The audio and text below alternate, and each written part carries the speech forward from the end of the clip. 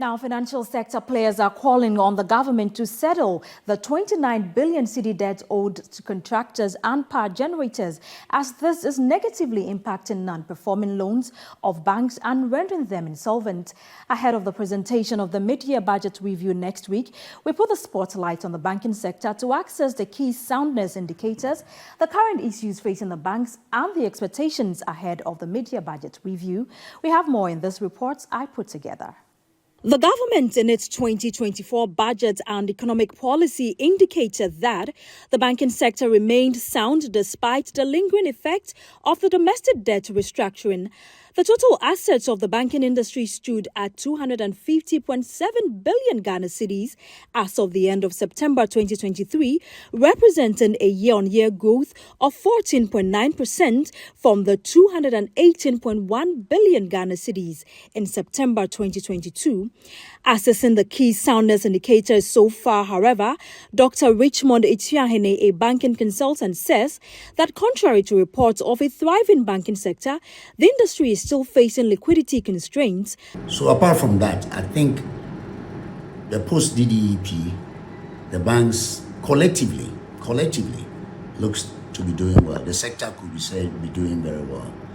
But if you fragment them into bank by bank, then it is not as rosy or as profitable as they may be.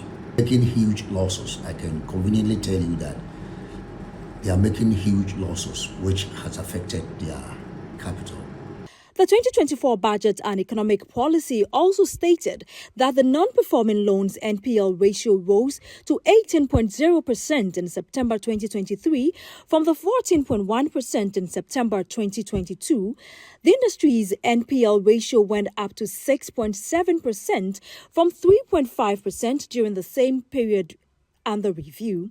The industry recorded a profit after tax growth of 43.8% to 6.2 billion Ghana cedis in September 2023, compared to a growth of 19.5% in September 2022.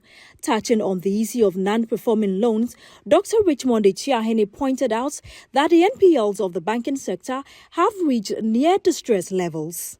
I computed the non-performing from 2014 up to 2023. The sector has not been able to achieve 10% required level as expected by literature.